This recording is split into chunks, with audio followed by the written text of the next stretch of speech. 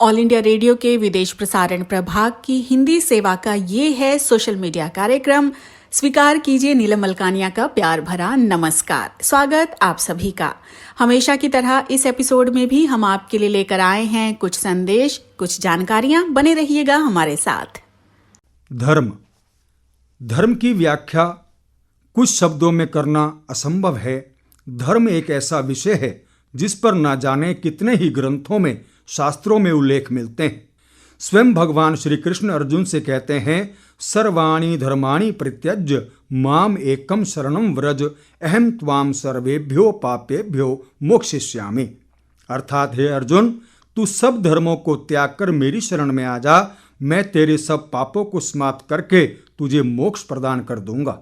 धर्म की परिभाषा समय अनुसार, देश के अनुसार, परिस्थितियों के अनुसार अलग अलग हो सकती है, किंतु जो व्यक्ति धर्म का पूर्ण निष्ठा से पालन करता है, धर्म की रक्षा करता है, धर्म उस व्यक्ति की रक्षा करता है। शास्त्रों में ऐसा कहा गया है, धर्मो रक्षति रक्षिताः। धर्म गुरुओं का ऐसा मानना है कि सुखपूर्वक जीवन जीते हुए, अपनी सभी जिम्मेदारियों का पालन करते हुए प्रभु को प्राप्त करने के लिए प्रयत्न करते रहना ही धर्म है। गृहस्थी का धर्म है कि परिवार के पालन पोषण, सुरक्षा की व्यवस्था करे। माता पिता का धर्म है अपनी संतान को सही मार्ग पर चलाने का धर्म करे। गुरु का धर्म है शिष्यों को उच्च कोटि की शिक्षा प्रदान करे। सिपाही का धर्म है देश में कानून व्यवस्था को सुचारू रूप से चलाने में सहयोग करे। विद्यार्थी का धर्म है अपने शिक्षा काल में गुरुजनों के द्वारा दी गई शिक्षा का पालन करे। साधु संतों का धर्म है हरि भक्ति में लीन रहे तथा समय समय पर जनता को धर्म ज्ञान देते रहें, धर्म का प्रचार प्रसार करते रहें। कर्मचारी का धर्म है वह जिस संस्थान में कार्य करता है पूर्ण निष्ठा से करे। पुत्र का धर्म है माता पिता की आज्ञा में चले, उनकी सेवा में सदैव तल्लीन रहे। राजा का धर्म है अपनी सारी प्रजा को एक दृष्टि से देखे, सारी प्रजा से पुत्रवत व्यवहार करे। ब्राह्मण का धर्म है वह जन कल्याण के कार्यों में सदैव अग्रसर रहे, जनता को धार्मिक कार्य करने के लिए प्रेरित करे। राजा हरिश्चंद्र को सत्यवादी राजा हरिश्चंद्र के नाम से आज भी याद किया जाता है, क्योंकि उनका धर्म था केवल सत्य बोलना। उन्होंने अपना सर्वस्व न्यौछावर कर दिया, किंतु धर्म का त्याग नहीं किया। मीराबाई ने श्री कृष्ण को मन ही मन अपना पति मान लिया, सारी दुनिया को त्याग कर भगवान की भक्ति को ही अपना धर्म मान लिया। राणा के द्वारा विष पिलाने पर भी मीरा के प्राणों का अंत नहीं हो पाया। जो भी व्यक्ति अपने धर्म पर सदैव अडिग रहता है, सारी सृष्टि, सारी दैवीय शक्तियां उस व्यक्ति की रक्षा करती हैं। समाज में प्रत्येक व्यक्ति को किसी न किसी धर्म के प्रति समर्पित होना चाहिए। यदि किसी असहाय व्यक्ति की तन मन या धन से किसी भी प्रकार से सेवा कर सकते हैं तो ये धर्म है। किसी अशिक्षित बच्चे को शिक्षित कर सकते हैं तो ये धर्म है। समाज तथा देश के कल्याण में किसी भी प्रकार से हम योगदान दे सकते हैं तो ये धर्म है। किसी भूखे प्यासे के लिए भोजन की व्यवस्था कर सकते हैं तो ये धर्म है। किसी बेरोजगार व्यक्ति के लिए रोजगार की व्यवस्था कर सकते हैं तो ये धर्म है। किसी रोगी को रोग मुक्त कर सकते हैं तो ये धर्म है। या यूं कहें, किसी भी व्यक्ति विशेष के लिए किया गया निस्वार्थ कर्म ही धर्म है। हम कर्म करने का प्रयास करें तो वही सच्चा मानव धर्म है। दोस्तों, आपकी खिदमत में आज एक और खूबसूरत गीत लेके आया हूँ। उम्मीद करता हूँ आपको ज़रूर पसंद आएगा। तो आइए सुनते हैं रफ़ी साहब का गाया हुआ एक्चुअल में ये गीत मेरी आवाज़ में।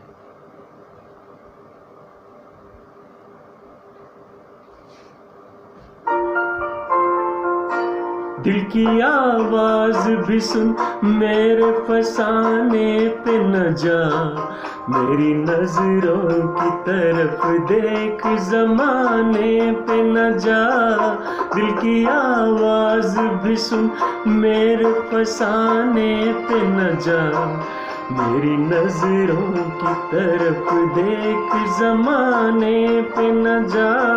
दिल की आवाज भी सुन।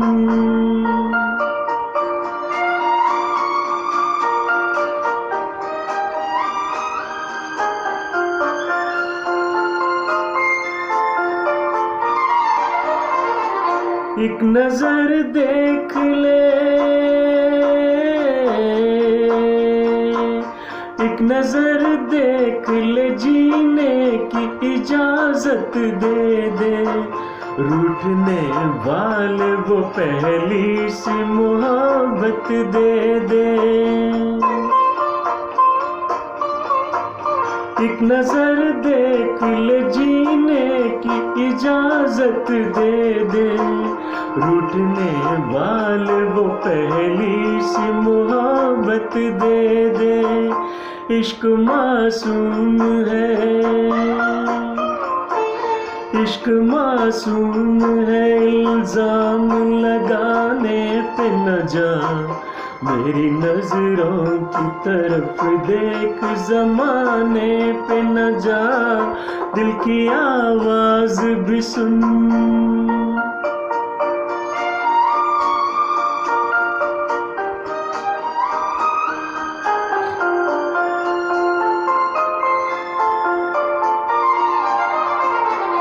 वक्त इंसान पे, वक्त इंसान पे ऐसा भी कभी आता है, राह में छोड़ के साया भी चला जाता है। वक्त इंसान पे ऐसा भी कभी आता है, राह में छोड़ के साया भी चला जाता है। दिन भी निकलेगा कभी, दिन भी निकलेगा कभी, रात के आने पे न जा, मेरी नजरों की तरफ देख, जमाने पे न जा, दिल की आवाज भी सुन।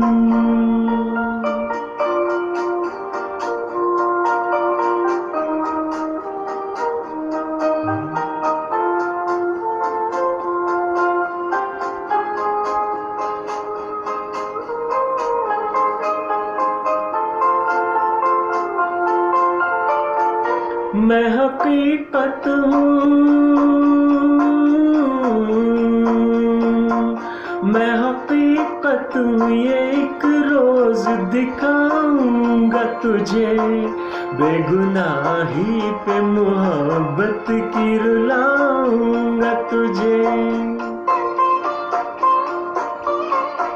मैं हकीकत हूँ, ये एक रोज दिखाऊंगा तुझे, बेगुनाही पे मोहब्बत की रुलाऊंगा तुझे। दाग दिल के नहीं, दाग दिल के नहीं, मिटते हैं मिटाने पे न जा, मेरी नजरों की तरफ देख, जमाने पे न जा, दिल की आवाज भी सुन, मेरे फसाने पे न जा, मेरी नजरों की तरफ देख, जमाने पे न जा, दिल की आवाज भी सुन।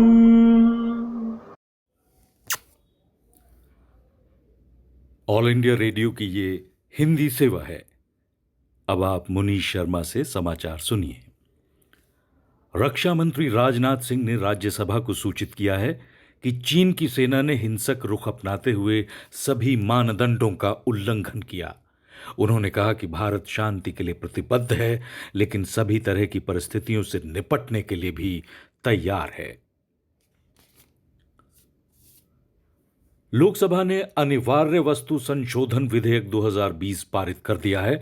इस संशोधन का लक्ष्य है कृषि क्षेत्र में बदलाव लाना और किसानों की आय को बढ़ाना।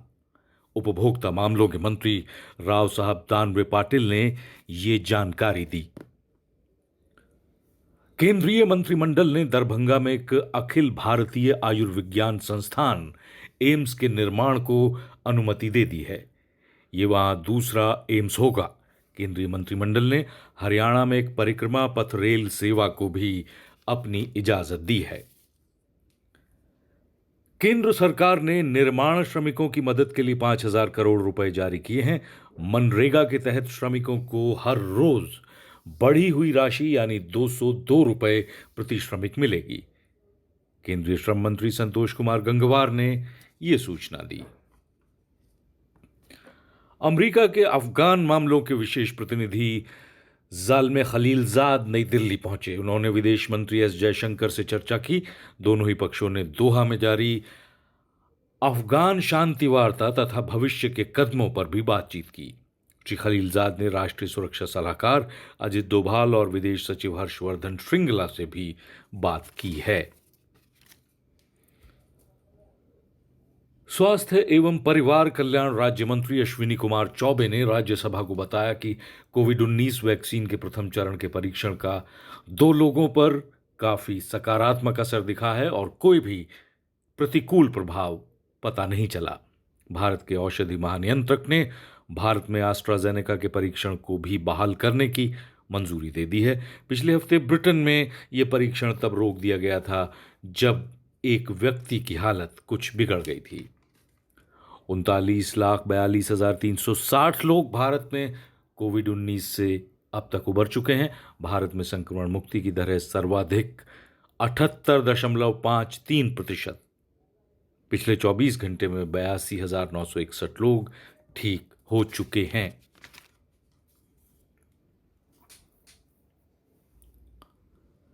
पिछले 24 घंटे में 11,16,842 लोगों पर कोविड-19 का परीक्षण किया गया है।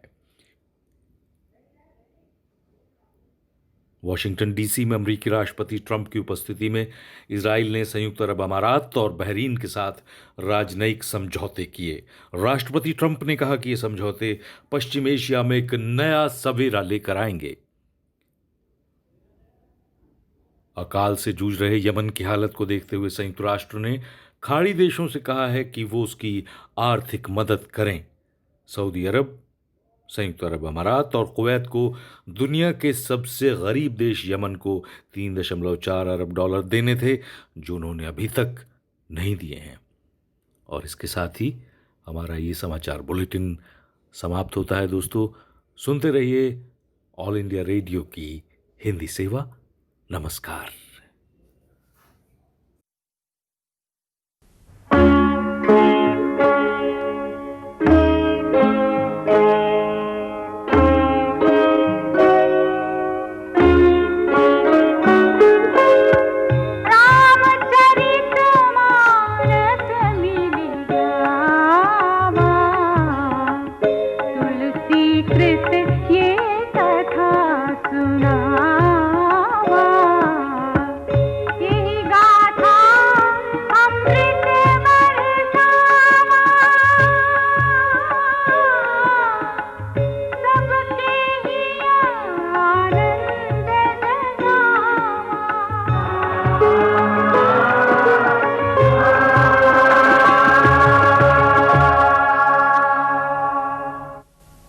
श्री राम के हाथों जब पल भर में शिवजी का धनुष टूट गया तो आकाश से पुष्प वर्षा होने लगी।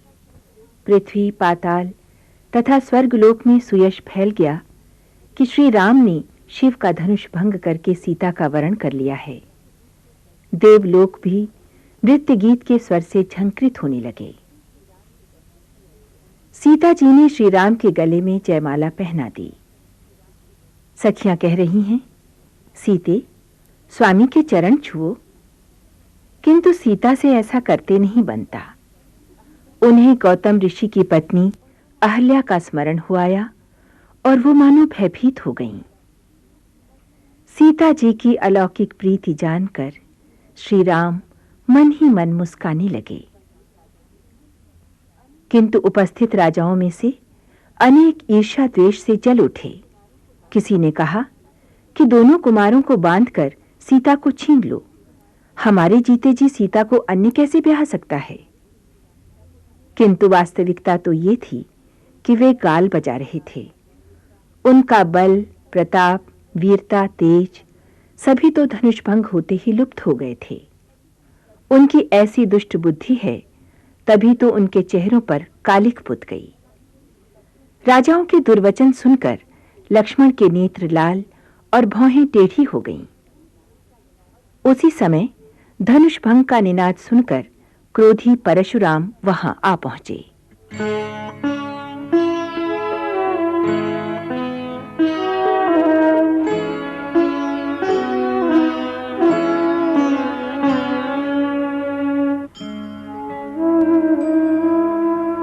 गौतम तिय गति सुरति करी, नहीं परसति पद पानी। मन बिहसे रघुबंश मनि, प्रीति अलौकिक जानी।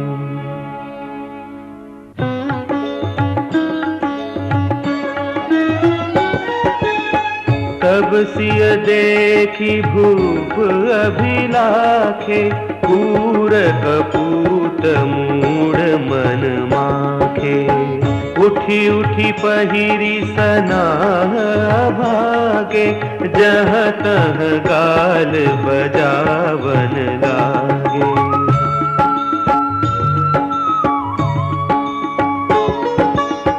लेहु छड़ाई सिया कह को, धरि बांधउन पर बालक दो।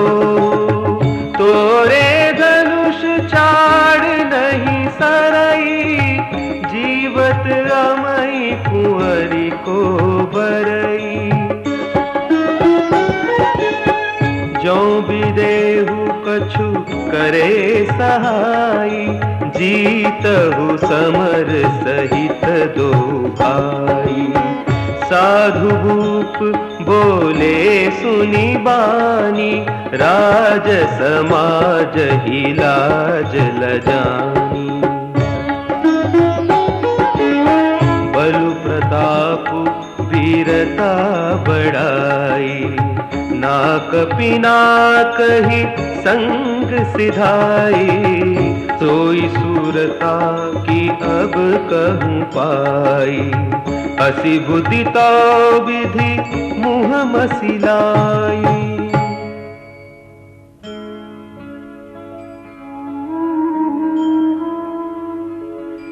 देखहु राम ही नयन भरी, तजी ईर्षा मधु को। लखन रोषु पावकु प्रबल, जानी सलभ जनि हो।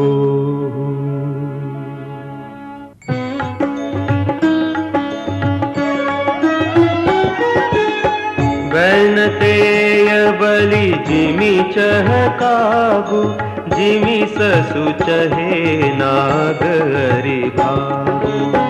जिमि चह कुशल अकारण कोहि, सब संपदा चहे शिवद्रोही।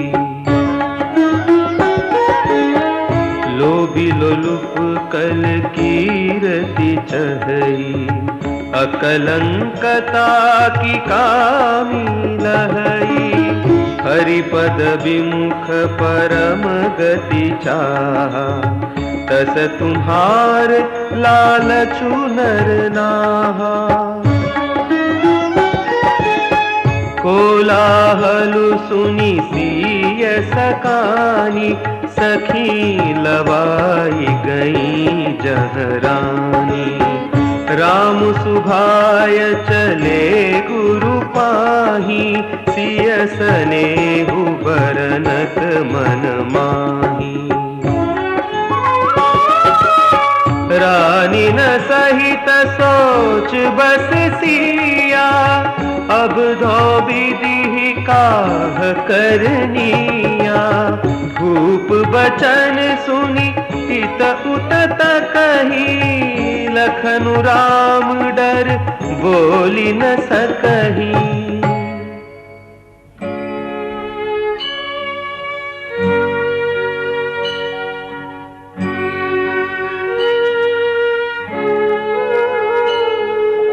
अरुण नयन भृगुटी कुटिल, चितवत नृपन सकोप मनहु मत गजगन निरखी सिंध की सो रही चोप।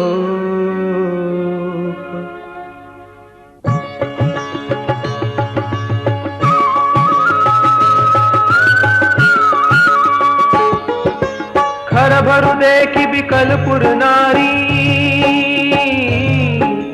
सब मिली देहि मही पनगारी। ते अवसर सुनि शिव धनु भंगा आयो भृगुकुल कमल पतंगा।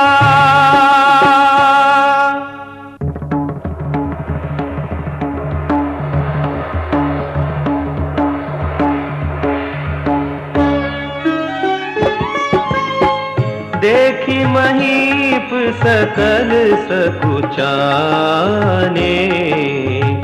बाज झपट जनु लवा लुकाने। गौरी शरीर भूति भल भ्राजा भाल विशाल त्रिपुंड विराजा।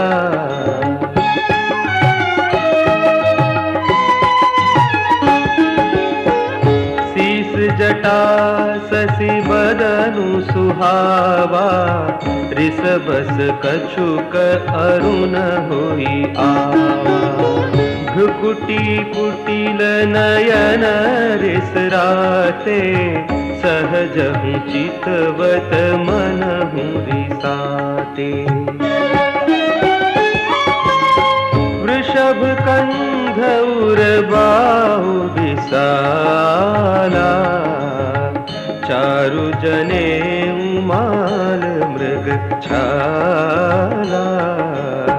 कटि मुनि बसन तून दुई बांधे धनुसर कर कुठारु कल कांधे।